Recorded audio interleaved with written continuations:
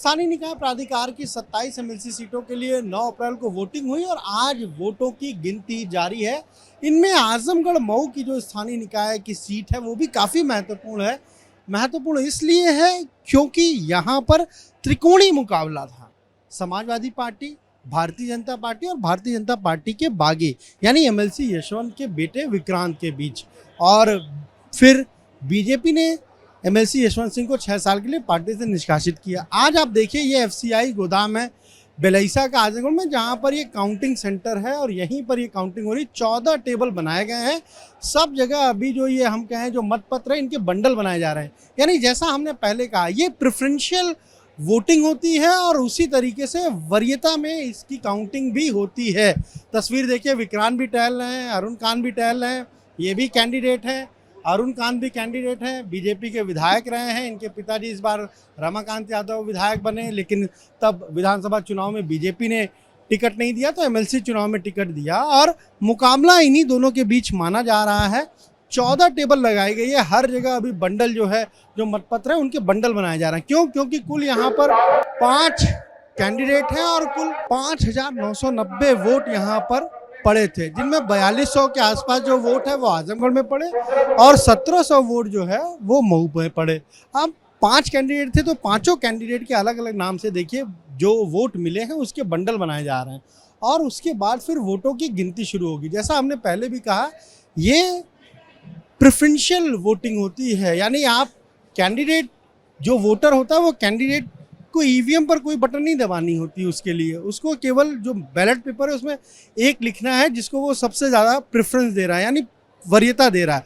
और इसी तरह जब गिनती होती है तो भी वरीयता के क्रम में होती है, यानी जिसको सबसे ज़्यादा एक अगर हम कहें जिसके मतपत्र पर एक लिखा होगा उसे ही इस चुनाव में विजयी घोषित किया जाता है। यानी 51% वोट पाना जरूरी है। मान लीजिए अगर 4000 वोट कहीं पर है तो उसे 51% वोट पाना, या हम कहें 2001 वोट जो पाएगा वो जीत जाएगा। अगर प्रथम वरीयता में उतने वोट नहीं मिलते हैं तो फिर उसके लिए एक अलग व्यवस्था है।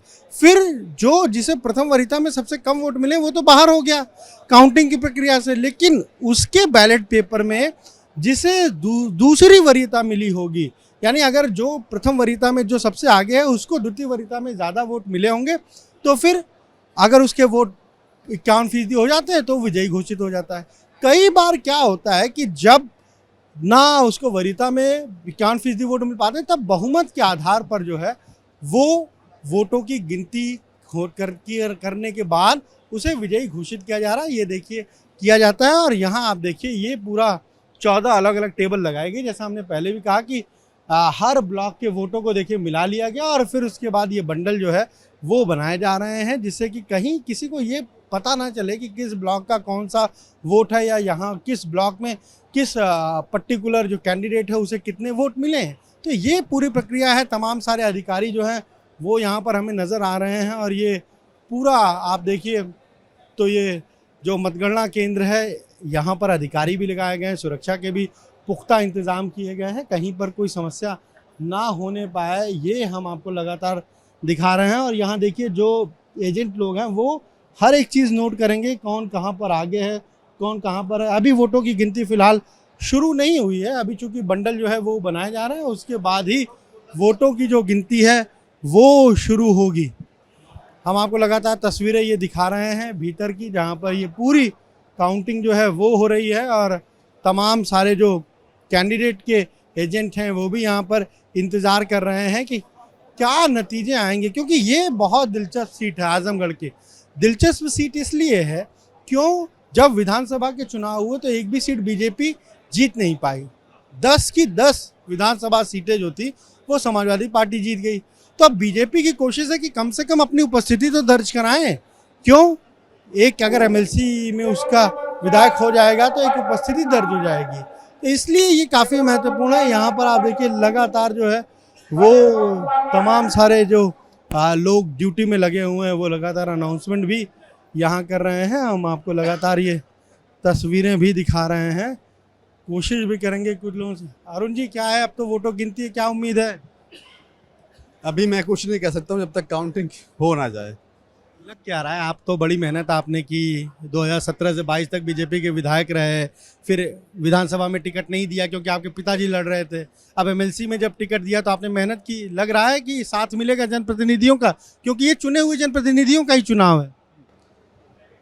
ऐसा देखिए कि मेरा जो एजेंडा है वो अलग है। मैंने लोगों के विकास और उनके खुशहाल जीवन के लिए बात कही थी, पर हमारे जो विपक्ष के लोग हैं उन्होंने पैसे लोगों को बांटे। अब ये देखना है कि लोग बेहतर ज़िंदगी या बेहतर भविष्य चाहते हैं या पैसे के पीछे भागते हैं। अब जब तक गिनती नहीं होगी तब तक हम इसमें कोई टिप्पणी नहीं कर पा रहे हैं, और उम्मीद है कि कुछ नहीं कहा जा सकता। हो सकता है पिताजी ने मदद की आपकी या पार्टी की मदद की, किसकी मदद की? मुझे लगता है कि मैंने ये चुनाव अकेले लड़ा है। अकेले लड़ा है बिना मदद के उनके? जी हाँ, लगभग जितने भी बड़े नेता थे सारे मेरे विरोध में ही थे, चाहे वो किसी भी दल के रहे हों। अच्छा, आपके अपने दल के भी? किसी भी दल के रहे हों, मेरे विरोध में ही थे। ये बड़ा आप आरोप लगा रहे हैं, क्योंकि आपके अगर अपने दल के लोग विरोध में होंगे तो फिर? मैं झूठ क्यों बोलूँगा, मेरी किसी से दुश्मनी नहीं है, पर जो मैंने महसूस किया है वो मैं आपको बोल रहा हूँ। यानी आपको लग रहा है कि बीजेपी के नेता ही आपके विरोध में आजमगढ़ में रहे हैं? जहाँ जहाँ बीजेपी के ब्लॉक प्रमुख रहे हैं मैं वहीं कमज़ोर हूँ। जहाँ बीजेपी के नेता नहीं रहे या बीजेपी के ब्लॉक प्रमुख नहीं रहे हैं वहाँ मैं ठीक हूँ। लेकिन एक चीज़ ये भी है, ऐसा नहीं कि 100% लोग हमारे अगेंस्ट रहे हैं। 70% लोग हमारे विपक्ष में रहे हैं, बाकी 30% लोग हमारे साथ रहे हैं। ऐसा भी नहीं है कि हम एक तरफ से सभी को बोल रहे हैं, लेकिन ज़रूर ऐसा हुआ है, वरना स्थितियाँ ये नहीं होती। आपने एक और बयान दिया था अभी चुनाव के दौरान कि आपके पिताजी रमाकांत यादव जी बीजेपी में आ सकते हैं। बिल्कुल आ सकते हैं, ये पॉलिटिक्स है, जिसको जहाँ अपना भविष्य सही दिखेगा वहाँ जा सकता है, इसमें क्या बुराई है। तो आपने कुछ कहा उनसे, कह रहे भाई हम चुनाव लड़ रहे हैं, हमारी मदद तो करिए ताकि हम भी एमएलसी हो जाएं, विधायक तो आप हैं ही।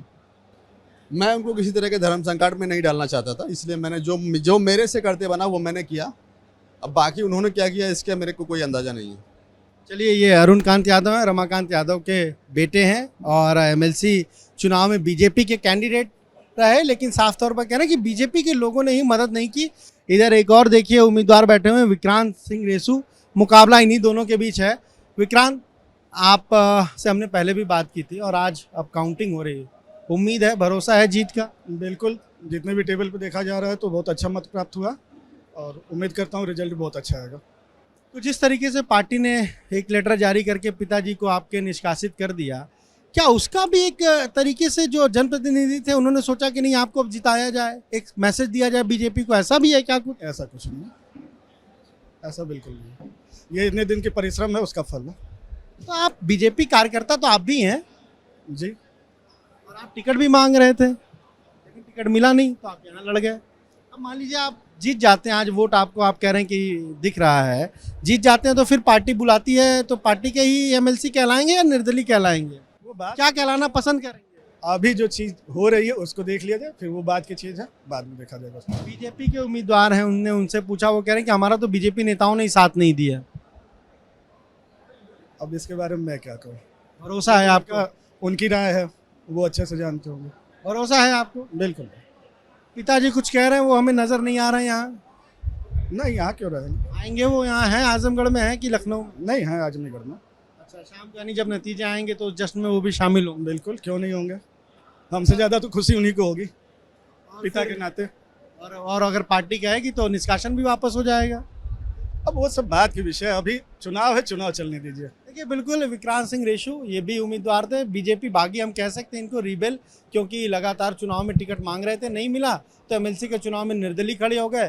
पार्टी ने बहुत समझाया, बैठ जाओ बैठ जाओ बैठ जाओ, लेकिन नहीं बैठे, तो फिर इनके पिता बीजेपी एमएलसी यशवंत सिंह को 6 साल के लिए पार्टी से निष्कासित कर दिया। और आप ये देखिए, लगातार तस्वीरें हम आपको दिखा रहे हैं यहाँ पर, ये अभी जो हम बार बार कह रहे हैं, ये बैलेट पेपर के जो बंडल है वो बनाए जा रहे हैं और लगातार, हाँ, और तमाम ये देखिए बक्सा अभी यहाँ पर देखिए, ये बॉक्स अब आया है और इसे खोला जा रहा है, यानी अलग अलग जगहों पे, यानी कहीं पर अगर एक बॉक्स जब भर गया होगा तो दूसरा बॉक्स लगाया गया होगा और वो उसमें जो वोट डाले गए थे अब उसे खोला जा रहा है। एक बंडल हमें यहाँ पर नज़र आ रहा है मतपत्रों का और दूसरा ये बॉक्स खोला जा रहा है, इसी तरीके से एक और बॉक्स यहाँ पर खोला जा रहा है। तमाम सारे हमें अधिकारी भी नज़र आ रहे हैं, तो सबके अपने दावे हैं बीजेपी उम्मीदवार अरुण कांत यादव ने बड़े आरोप लगाए हैं। वो साफ तौर पर कह रहे हैं कि हमें तो बीजेपी के लोगों ने ही सपोर्ट नहीं किया है। विक्रांत सिंह रेशू के अपने दावे हैं। फिलहाल वोटों की गिनती आजमगढ़ मऊ सीट पर जारी है। कैमरा जितिन के साथ अनुभव शुक्ला, एबीपी गंगा, आजमगढ़।